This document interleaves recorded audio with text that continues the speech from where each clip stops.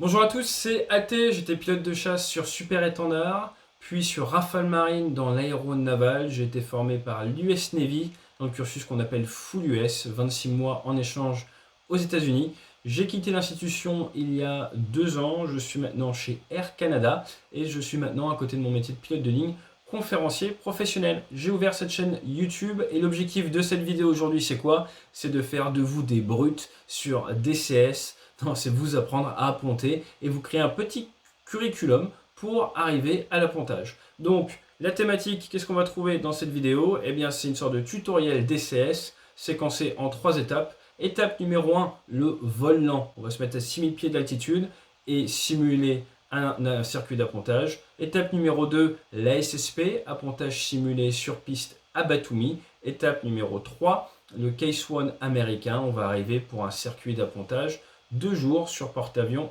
américain. L'idée c'est quoi? C'est de vous partager des petits tips, d'expliquer si besoin avec la maquette ce qu'il faut faire, vous communiquer les touches qui vont bien également et vous permettre de faire votre premier appontage sur DCS ou en tout cas si vous pensez savoir bien le faire, voir quelque chose d'un petit peu différent. Moi j'ai plus de 200 appontages dans la vraie vie.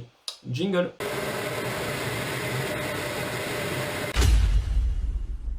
Ok, c'est parti, j'ai créé une mission dans DCS, je pense que vous connaissez. Qu'est-ce que j'ai fait? J'ai Batumi, j'ai le porte-avions qui fait du 25 nœuds et j'ai un F-18 qui n'a pas énormément de pétrole. Ce qu'on va faire, c'est que dès à présent, je vais vous montrer un petit peu la zone. Ça, c'est on a le terrain qui est là, on a notre porte-avions à 5 nautiques là-bas. Et dans un premier temps, on va vérifier qu'on est à la même page. Là, j'utilise un joystick d'entrée de gamme exprès avec la manette des gaz. Donc quand je bouge ma manette des gaz, ça fait ça. Quand je bouge mon manche à gauche, à droite, ça fait ça. Je tire, je pousse, je mets du palonnier à gauche, à droite. Avec la touche H hook, je sors la crosse, ça donne ça. Voilà. Si je rappuie dessus, ça rentre la crosse. Si j'appuie sur F, ça sort les volets en auto. Si je fais CTRL gauche F, ça me met les full volets. Si j'appuie sur G, on sort le train d'atterrissage. G pour dire le train en anglais. Si je appuie sur G, j'ai le train qui rentre. Et H, on a dit la crosse. Donc voilà, avec ça, avec F et CTRL F, on a tout ce qu'il nous faut. On va se mettre, je vous ai parlé de 6000 pieds, mais je vais vous aider un petit peu.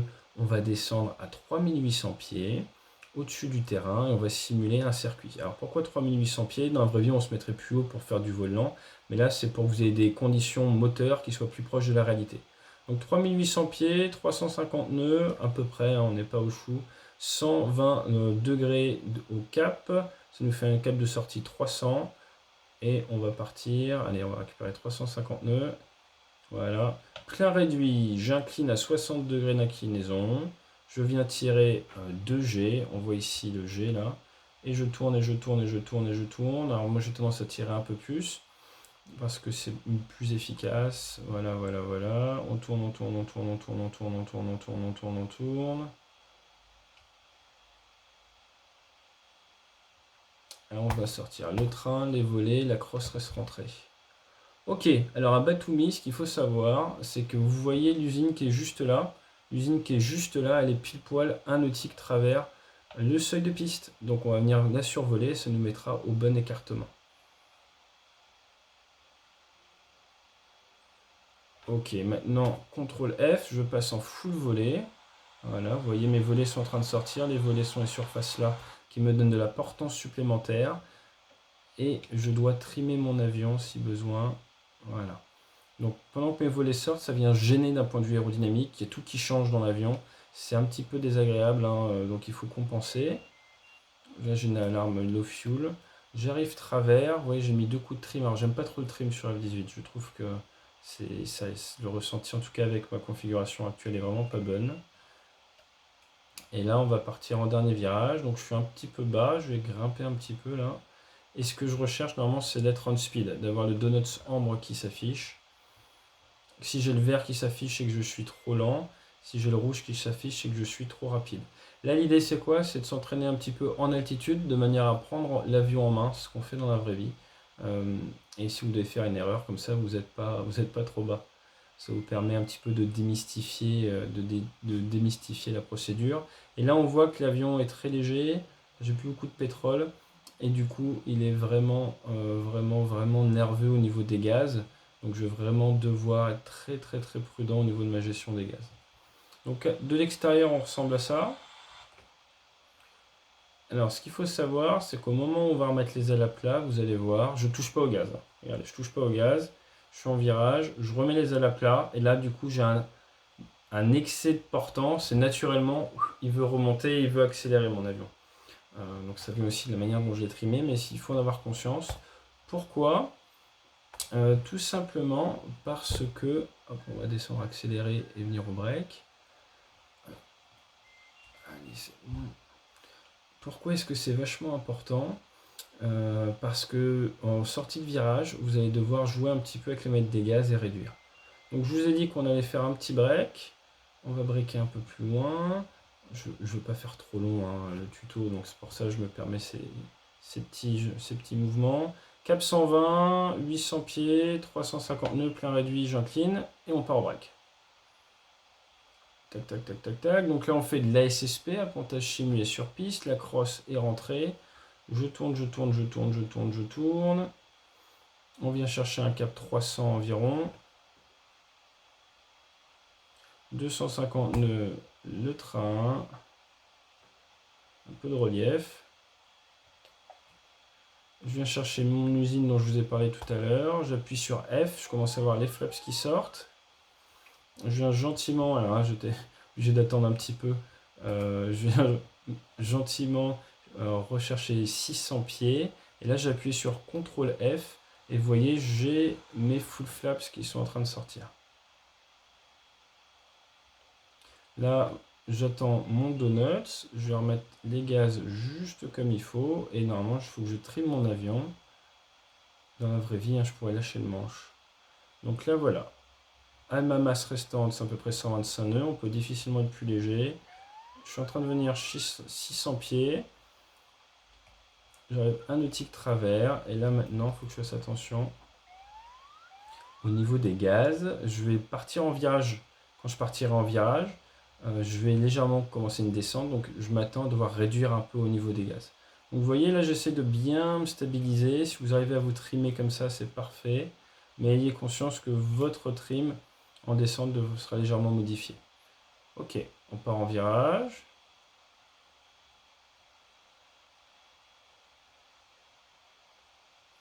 On vient faire ce premier tour, ce premier demi-virage aux instruments.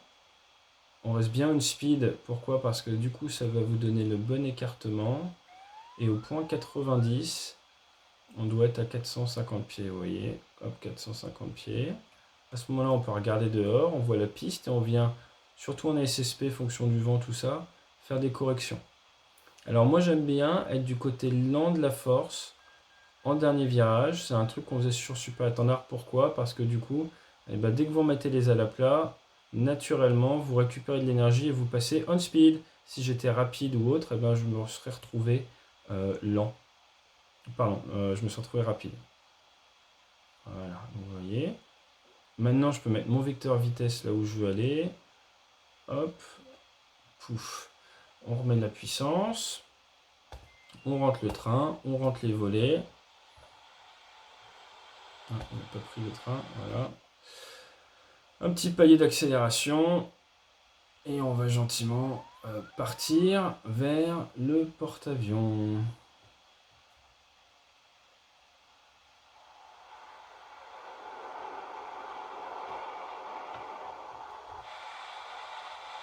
Donc le porte-avions est juste derrière. Dans la vraie vie, dans un cas comme ça, on devrait passer avec l'approche du porte-avions.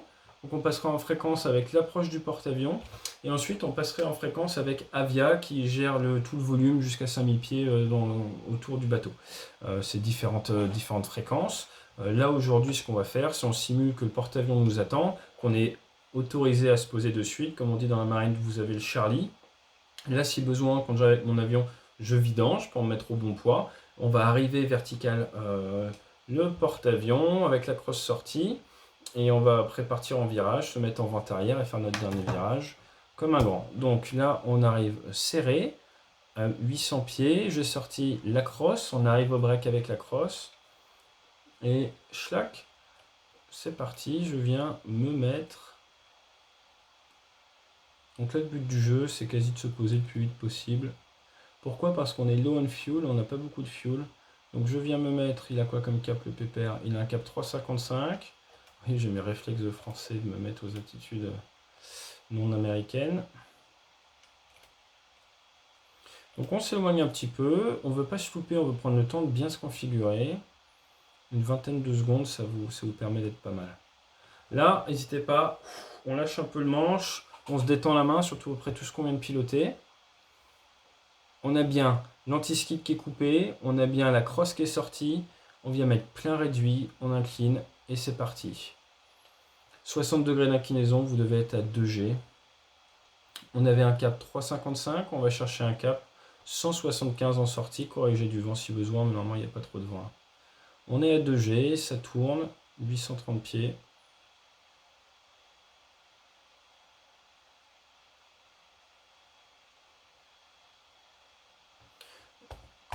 On a la crosse qui est sortie, on a le train, et là moi je sens qu'on va être un petit peu large, donc ouais, je corrige un tout petit peu. Donc là maintenant on a crosse sortie, on a les flaps en auto, je passe CTRL F, je sors mes flaps full. Je m'attends à avoir un effet de ballonnement vers le haut parce que j'ai vachement de portance en plus. Je suis plein réduit au niveau des gaz, et là je pousse sur le manche. Pourquoi? Parce que vous voyez avec les volets qui descendent, wow, il veut me donner vachement de puissance. Attention au spool up time, hein, il faut que j'anticipe au niveau des gaz. Et j'en profite pour venir chercher mes 600 pieds, me détendre un peu la main. Pourquoi? Parce que là, je vais avoir une phase assez intense qui va arriver dans pas longtemps. Ok, je raccroche un peu au niveau des gaz. Je suis en tendance sur le bord rapide, hein, j'ai du mal à bien paramétrer. Voilà, donc, comme je vous disais, j'ai du mal avec le trim, donc je vais faire 100. J'arrive travers la plateforme OA. Je suis rapide, c'est pas grave, j'en ai conscience. J'incline. Et je suis rapide, mais j'étais un petit peu loin. Donc ça va compenser. Et donc là maintenant, le but du jeu, ça va être de réduire un peu mon énergie. Voilà, vous voyez, tout doucement, je vais réduire mon énergie.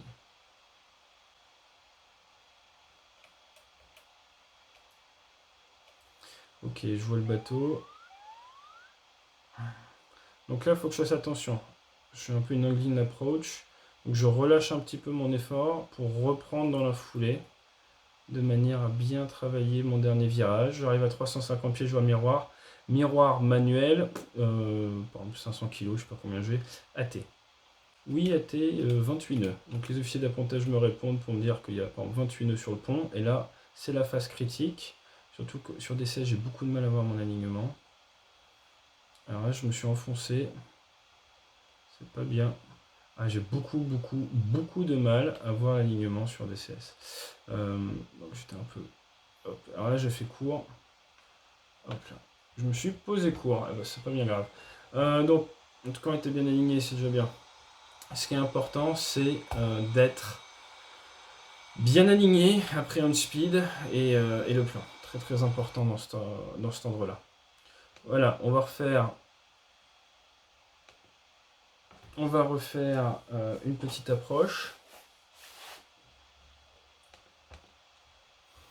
Et ce coup-ci, on va faire une longue finale. Vous n'arrivez pas à faire le circuit, ça fait trop de choses qui bougent dans tous les sens. C'est que vous êtes humain, je vous rassure. La longue finale stabilisée, c'est quelque chose de plus simple. Et du coup, je vais vous montrer qu'on va faire une longue finale stabilisée sur le porte-avions, ce qu'on appelle plutôt un case 3, un type 3, qu'on fait de nuit ou par condition vraiment IMC pas belle. Donc, on va venir se stabiliser, on va venir sortir le train, sortir la crosse, tout préparer pour être bien. Le but du jeu, ça va être de stabiliser les paramètres le plus possible. Attention à votre... faites très attention à votre plan, mais surtout à votre alignement. Pourquoi? Parce que l'alignement va pas mal bouger. Et vous voyez, ce que je trouve difficile, c'est de savoir la vitesse du bateau. C'est pas quelque chose de très facile. Bon, là, je crois que j'ai mis 25 nœuds. Donc, on a un bateau qui se déplace. C'est-à-dire que si vous mettez votre vecteur vitesse qui est ici, par exemple dans les brins, et que vous êtes encore à 30 secondes, que le bateau fait du 25 nœuds, et bien il va avancer de plusieurs centaines de mètres, et vous allez faire court. Donc, il faut que vous anticipiez. Ok, ensuite, en termes de distance, tout ça, là, on va être pas mal. On va faire une oreille. On va faire, regarder l'extérieur. Hop, on a quelle distance? On a 3 nautiques. 3 nautiques, en gros, 1500 pieds. On va faire une petite oreille gentille. Hop là, pour venir se mettre bien. Donc par la manœuvre, je viens casser un peu mon énergie pour pouvoir me mettre dans les bonnes configurations. Donc là, moi c'est ce que j'adore dans la simulation, c'est pouvoir faire ce que je fais pas dans la vraie vie. Donc ça, ce genre d'oreille, tout ça, c'est des choses qu'on fait pas forcément dans la vraie vie. Hop là, parce que ce type d'approche on la fait pas. Pourquoi est-ce qu'on vient au break? Le break, ça vous permet de maintenir une vitesse tactique. C'est pour ça qu'on fait du break. Là, regardez, je vais vous montrer. Hop, je casse un peu mon énergie, je sors le train, je sors les volets. Je n'aurai plus une vitesse tactique. Là, s'il y a un MiG-21 qui me tombe dessus, je suis mort 15 fois. Donc, c'est pas une situation d'avenir. À partir de là, l'avantage du break, c'est que vous maintenez une vitesse tactique et votre temps de vulnérabilité est amoindri. C'est pour ça qu'on revient de préférence au break. Ça permet également de récupérer plus d'avions en un délai très court. Donc, je vous ai dit qu'il fallait faire une longue finale stabilisée. Hein, faites pas forcément comme moi, faire un peu tout à la dernière minute. Mais j'ai sorti le train G-Gear, H ou la hook. Au début les flaps et maintenant flaps full. Et donc là, le but du jeu, ça va être de travailler la finale. Voilà. Donc d'abord, on a dit l'alignement. On sait que le bateau se déplace par la droite, en plus. Ensuite, c'est l'incidence. Vous voyez que je suis rapide. Mais là, il est vraiment en lice. C'est peut-être plus facile avec des bidons, hein, le F-18. On vient anticiper. Hop. Pourtant, il est vraiment très, très, très nerveux en lice. Je pense que ça serait plus facile avec, avec des bidons. Voilà.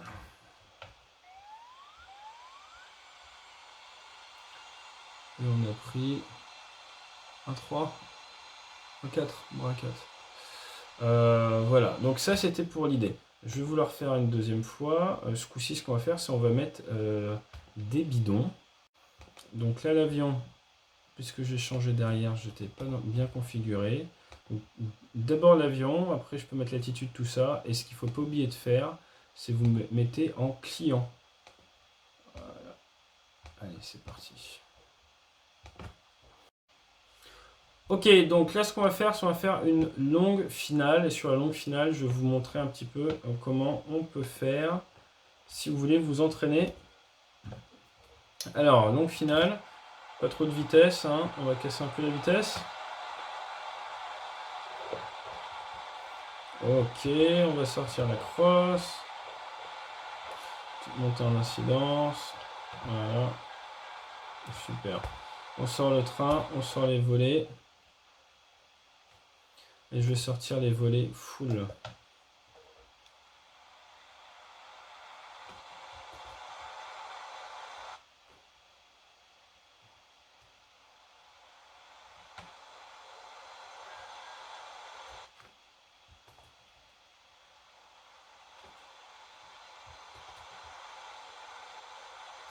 Ok, on a les volets full, on a tout. Comme je vous disais, on vient corriger de suite. On vient chercher une pente quasiment à 4 degrés. Donc là, je suis en correction. Je vais récupérer une pente cohérente. Et là, vous allez vraiment pouvoir travailler. Vous voyez, ça, c'est 5 degrés de pente. Donc en gros, on va vouloir mettre le bateau par là. Hein. Donc il va falloir qu'on descende encore un petit peu. Donc on a dit l'alignement d'abord. Ensuite, on est trop rapide. Il va falloir qu'on règle ce problème. Et derrière, eh bien, on va pouvoir bien gérer notre pente. Voilà. Donc on vient récupérer nos petits dans l'ordre. On a le train, la crosse, les volets.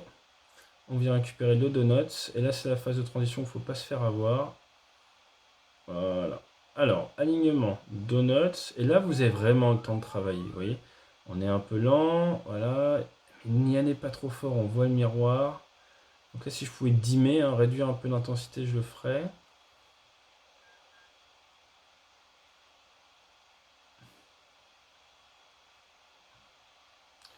Là, je suis sur le bord lent. Et je suis, bah oui, je vois le miroir rouge, c'est pas une situation d'avenir. Donc là, en correction, contre-correction, on fait très attention. Je suis sur la tendance basse. Et là, le bateau s'éloigne, je vais devoir mettre du pied à gauche au dernier moment. Pied à gauche au dernier moment. Je mets plein gaz. C'est bon. Là, c'est la petite correction avec le pied à gauche qui aide beaucoup, dont je vous parlais la semaine dernière. Et vous voyez, on a fait un brin 3. Le brin 4, c'est pas grave. Voilà. Donc, ce que je voulais vous montrer, c'était le séquençage. Donc, si, pour réussir à maîtriser le F-18, Étape 1, vous allez faire du vol lent, vous allez apprendre à bouger ce F-18 à basse vitesse, vous allez vous mécaniser, H le train, la hook, G le train, F initialement puis CTRL F pour sortir les volets, vous habituer à piloter en incidence, à faire le dernier virage. Après vous allez vous entraîner à Batumi, vous faites vos tours de piste. On a vu que les 4 antennes, les 4 cheminées, c'est un nautique travers. Donc quand vous visez quelque chose en vente arrière, vous visez ça et ça va vous aider à bien vous calibrer pour votre dernier virage. Et ensuite, vous allez sur le bateau, vos 800 pieds, vous vous attendez une vingtaine de secondes, votre virage à 2G, vous prenez le cap inverse, vous avez déjà votre crosse de sortie, vous sortez le train, vous sortez les volets, puis les full volets, vous configurez, vous trimez, on passe à travers la plateforme des officiers d'appontage, on part en 30 degrés d'inclinaison, on part en virage, doucement, tac, tac, tac, tac, tac. La théorie c'est bien, la pratique c'est mieux. Hop, il faut regarder au point 90, se dire où est-ce qu'il faut que je dégauchisse pour faire une sorte d'étape de base avant de reprendre, est-ce qu'il faut que je serre plus pour pouvoir après rendre un peu la main. Il y a pas mal de géométrie, même réfléchissez dans une feuille de papier si vous voulez aux différents cas. Et là on met les ailes à plat et on est censé faire 12 à 18 secondes de finale. Attention au moment où on vient dégauchir et cet excédent de puissance. Je vous conseille de prendre un F-18 plutôt chargé sous les ailes pour un excédent de traînée, ce qui vous permet d'être un peu plus en avant sur les gaz. Moi j'ai trouvé qu'avec les avions en lice, on était beaucoup trop en arrière sur les gaz pour que ça soit un réaliste, deux agréable. Donc je vous encourage à prendre des configurations lourdes, ça sera plus réaliste, plus sympa. Et puis voilà, on y va doucement.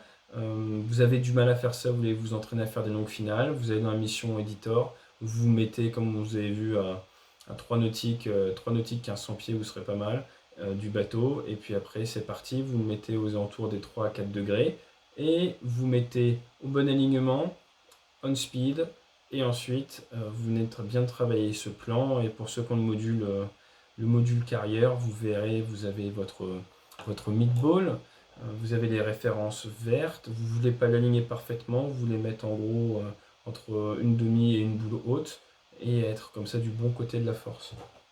Le plan c'est quoi?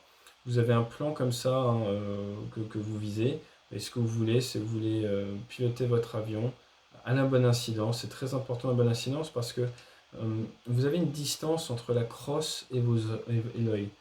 Vous avez une certaine distance, une certaine hauteur, et tout est calculé pour la bonne hauteur et la bonne distance. Donc si vous êtes par exemple en ligne de vol comme ça, eh ben, la hauteur, la différence n'est pas bonne. Si vous êtes à la bonne incidence, là tout est bien calculé et tout va bien se passer, vous pourrez prendre le bras. C'est pour ça qu'on n'arrête pas de vous dire, c'est important d'être à la bonne incidence parce que tout a été calculé. Vos aides au pilotage, donc le miroir, est calculé et réglé. On change le réglage du miroir, le miroir bouge, il est sur V1 entre un F-18, un F-14 et un Hawkeye. Il bouge, il s'adapte au réglage du type d'aéronef. Donc c'est très important de faire ça, vous séquencez bien et puis voilà. J'espère que ce tuto vous a plu. N'hésitez pas à me laisser un petit commentaire. Et puis je pense que la semaine prochaine, on va travailler le ravitaillement en vol. Allez, fly safe.